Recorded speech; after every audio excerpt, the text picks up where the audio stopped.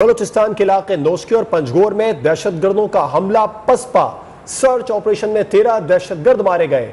Operation میں 1 افسر سمیت 7 جوان شہید ہوئے۔ پنجگور میں فورسز کا آپریشن جاری ہے۔ 4 سے 5 دہشت گرد فورسز کے گھیرے میں آ گئے۔ ISPR کے مطابق دہشت گردوں کا افغانستان اور بھارت میں ہینڈلر سے رابطوں کا پتہ چلا ہے۔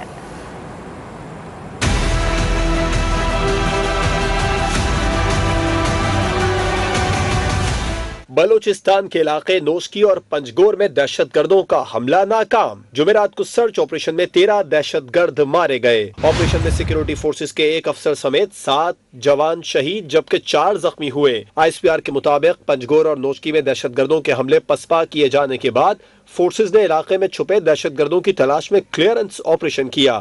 آپریشن کے دوران نوشکی میں سیکیورٹی فورسز نے 9 دہشت گرد ہلاک کیے جبکہ رات کی تاریکی میں مقابلہ کرتے ہوئے 1 افسر اور 4 جوانوں نے جامِ شہادت نوش کیا۔ پنجگور میں فرار ہونے والے 4 دہشت گرد تعاقب کے بعد مارے گئے۔ کلیئرنس آپریشن میں شدید فائرنگ کے تبادلے کے دوران 3 جوان شہید اور 4 زخمی ہوئے۔ ابتدائی تحقیقات کے مطابق انٹیلیجنس ایجنسیوں نے افغانستان اور بھارت میں دہشت گردوں اور ان کے ہینڈلرز کے درمیان رابطے کا پتہ لگایا ہے۔ وفاقی وزیر داخلہ شیخ رشید کہتے ہیں کہ دہشت گردوں نے پنجگور اور نوشکی پر حملہ کیا۔ پاک فوج کے عظیم جوانوں نے دہشت گردوں کو باہر نکال دیا۔ سیکیورٹی فورسز دہشت گردوں کو کسی بھی صورت کامیاب نہیں ہونے دیں گی۔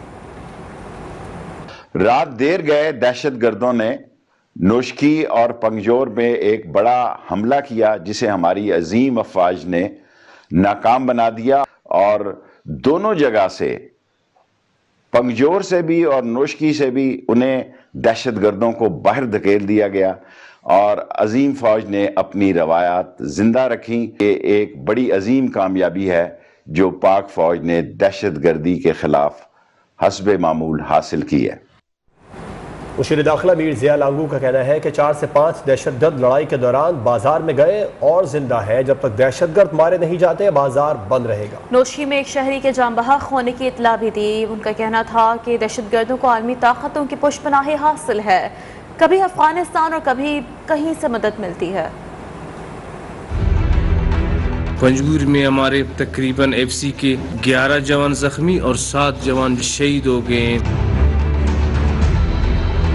آپریشن ابھی تک چل رہا ہے۔ اس لڑائی کے دوران بازار میں گئے ہیں اور وہ وہاں موجود ہے، زندہ ہیں ابھی تک۔ ایک لڑائی کا ماحول چل رہا ہے، ایک لڑائی چل رہی ہے۔ اس وقت نہ کوئی دکان کھل سکتا ہے، نہ کوئی خرید و فروخت ہو سکتی ہے۔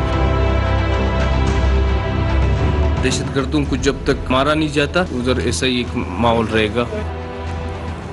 وزیر اعظم عمران خان نے بلوچستان میں دہشت گرد حملہ ناکام بنانے پر سیکیورٹی فورسز کو خراج تحسین پیش کیا۔ اپنے ٹویٹ میں کہا کہ سیکیورٹی فورسز ہماری حفاظت کے لیے بڑی قربانیاں دے رہے ہیں۔ قوم سیکیورٹی فورسز کے پیچھے متحد اور یکجا کھڑی ہے۔ وزیر اعظم عمران خان نوشکی اور پنجگور میں دہشت گرد حملے کی مذمت بھی کی۔ اپوزیشن لیڈر شہباز شریف نے کہا ہے بلوچستان کے علاقوں میں دہشت گردوں کے حملوں کے خلاف جرأت و بہادری کا مظاہرہ کرنے پر افواج کو خراج تحسین پیش کرتے ہیں۔ عوام عرض وطن کے دفاع، سلامتی اور امن کے لیے جانوں کے نذرانے پیش کرنے والے اپنے بہادر بیٹوں کو سلام پیش کرتے ہیں۔ دہشت گردی کے خاتمے کے لیے قوم متحد اور یکسوں ہے۔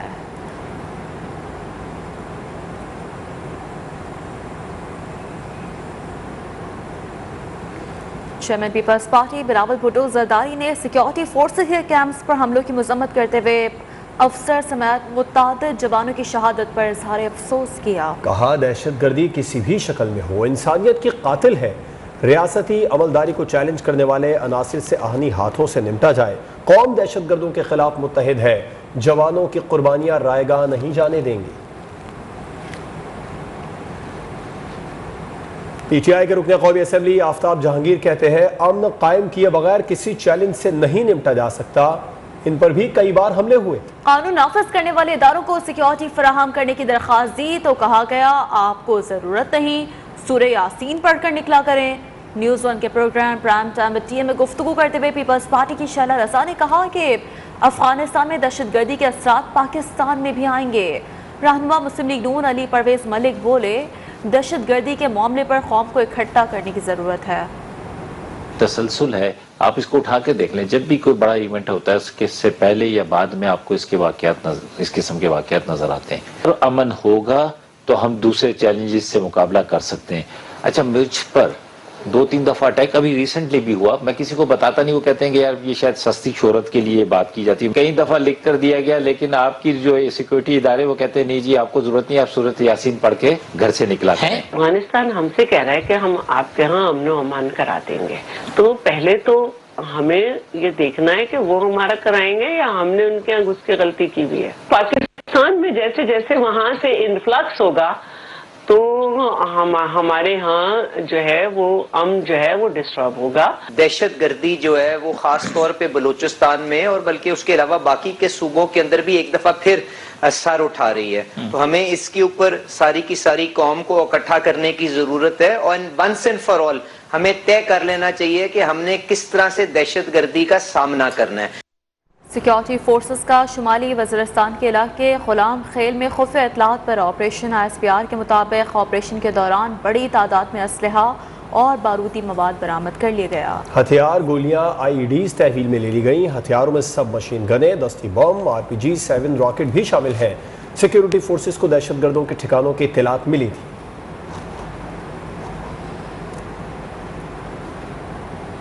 اسلام آباد ہائی کورٹ نے ججز، بیوروکریٹس، افسران کے لیے خصوصی سیکٹرز میں پلاٹس کی اسکیم کو غیر آئینی قرار دے دیا ہے. عدالتی فیصلے میں کہا گیا کہ ریاست کی زمین اشرافیہ کے لیے نہیں، صرف عوامی مفاد کے لیے ہے.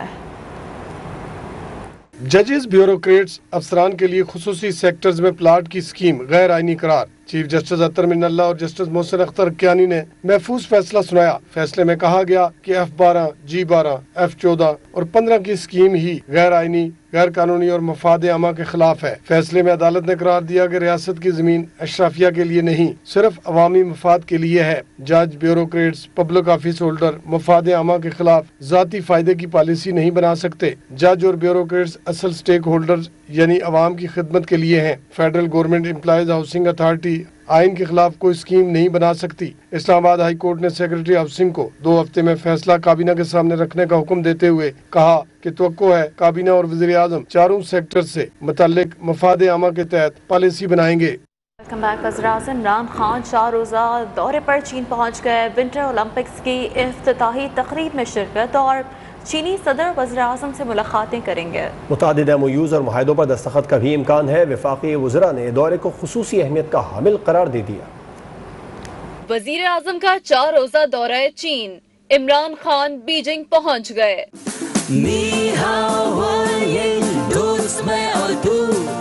وعلیکم السلام، شکریہ وزیر خارجہ شاہ محمود قریشی، وفاقی وزیر برائے منصوبہ بندی اسد عمر، وزیر اطلاعات فواد چودھری، وزیر خزانہ شوکت ترین اور مشیر برائے تجارت عبدالرزاق داؤد بھی وزیر اعظم کے ہمراہ ہیں. وزیر اعظم ہفتے کو چینی ہم منصب اور اتوار کو چینی صدر سے ملاقات کریں گے. وہ سرمائی اولمپکس کی افتتاحی تقریب میں بھی شریک ہوں گے. دورے میں اقوام متحدہ کے سیکریٹری جنرل اور غیر ملکی سربراہان سے بھی ملاقاتیں شیڈیول ہیں. دورے میں متعدد MOUs اور معاہدوں پر دستخط کا بھی امکان ہے. وفاقی وزیر خزانہ شوکت ترین کا کہنا تھا کہ پاکستانی صنعت کو مضبوط کرنے کے لیے چین سے مدد مانگیں گے. چائنا کا جو ٹرپ ہے یہ بہت ہی امپورٹنٹ ہے ہمارے لیے. پولیٹیکلی بھی امپورٹنٹ ہے لیکن اکنامکلی بہت امپورٹنٹ ہے. بیکاز ہم چائنا کو یہ کہنے جا رہے ہیں کہ آپ ہمیں ہیلپ کریں، آپ اپنی انڈسٹری کو باہر ملکوں میں لے کے جا رہے ہیں اور آپ اپنی انڈسٹری کو پاکستان میں بھی ریلوکیٹ کریں. وزیر اطلاعات فواد چودھری نے کہا ہے کہ وزیر اعظم کے دورہ چین سے 2 طرفہ تعلقات نئی بلندیوں کو چھوئیں گے. 20 اور ممالک کے سربراہان اس وقت چین میں موجود ہیں. وزیر اعظم صاحب کی جو ملاقاتیں ہیں ان میں بہت ہی تفصیلی ملاقاتیں شامل. وفاقی وزیر اسد عمر کہتے ہیں کہ دورے کے دوران چین میں اہم امور زیر بحث آئیں گے. بہت سارے امور اولمپکس کے علاوہ بھی وہاں پر ڈسکس ہونے والے ہیں اور جو ہماری ذمہ داری لگی تھی خصوصی طور پہ پلاننگ ڈویژن کی، CPEC اتھارٹی کی، وہ پاکستان میں چین سے سرمایہ کاری کو مزید اور فروغ دینا ہے. مشیر قومی سلامتی معیز یوسف کا کہنا ہے کہ عمران خان پاکستان اور چین کی شراکت داری کا کلیدی کردار ہے. ترجمان امریکی محکمہ خارجہ نیڈ پرائس کا کہنا ہے کہ پاکستان ہمارا اسٹریٹجک پارٹنر ہے اور اس سے تعلقات کو اہمیت دیتے ہیں۔ کسی ملک کے لیے ضروری نہیں کہ وہ تعلقات رکھنے کے لیے امریکہ یا چین میں سے کسی ایک کا انتخاب کرے۔ چین کے قریبی تعلقات کے بارے میں ان دونوں ممالک کو ہی بات کرنی چاہیے۔ It is not a requirement for any country around the world to choose between the United States and China. It is our intention to provide choices to countries when it comes to what the relationship with the United States looks like. And we think partnership with the United States conveys a series of advantages that countries typically would not find when it comes to the sorts of partnerships that partnerships may be the wrong term, the sorts of relationships that the PRC has sought to have around the world. Pakistan is a strategic partner of the United States.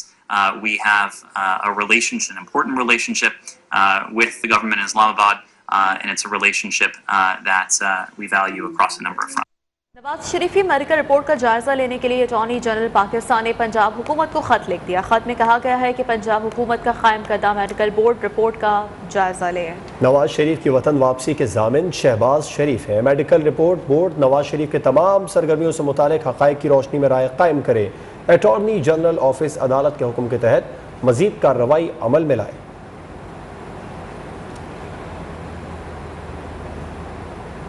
I am F نے پاکستان کے لیے چھٹے جائزے کی منظوری دے دی ہے۔ فوری $1 ارب جاری ہوں گے، جس کے بعد پاکستان کے لیے قرض پروگرام کی جاری شدہ رقم $3 ارب ہو جائے گی۔ آئی ایم ایف کے اعلامیے کے مطابق پاکستان نے کورونا سے متاثر معیشت کو سنبھالا دیا۔ ڈالر کرنٹ اکاؤنٹ خسارہ بڑھنے کی وجہ سے مہنگا ہوا۔ اسٹیٹ بینک کی خود مختاری مالیاتی استحکام لائے گی اور معاشی ترقی اور روزگار کے فروغ کا ذریعہ بنے گی۔ آئی ایم ایف کے مطابق مالی سال 2022 میں معیشت کی بحالی جاری رہے گی اور معاشی ترقی کی شرح 4% تک جانے کی توقع ہے۔ پبلک اکاؤنٹس کمیٹی میں انکشاف کیا گیا کہ تحریک انصاف کی حکومت میں گردشی قرض میں 1600 ارب کا اضافہ ہو گیا۔ چیئرمین رانا تنویر حسین کی زیر صدارت پبلک اکاؤنٹس کمیٹی کا اجلاس ہوا۔ جائزہ کمیٹی کے رکن سید حسن طارق نے بتایا کہ 2018 میں گردشی قرضہ 1100 ارب روپے تھا، جو اب بڑھ کر 2700 ارب روپے ہو گیا۔ سیکریٹری پاور نے بتایا کہ سوئی صدرن اور ناردرن کا گردشی قرض 100 ارب اضافے سے 1300 ارب ہو گیا۔ چیئرمین کمیٹی نے کہا کہ سوئی ناردرن کے ایم ڈی کی تنخواہ بہت بھاری اور کام ڈھیلے کا نہیں کرتے۔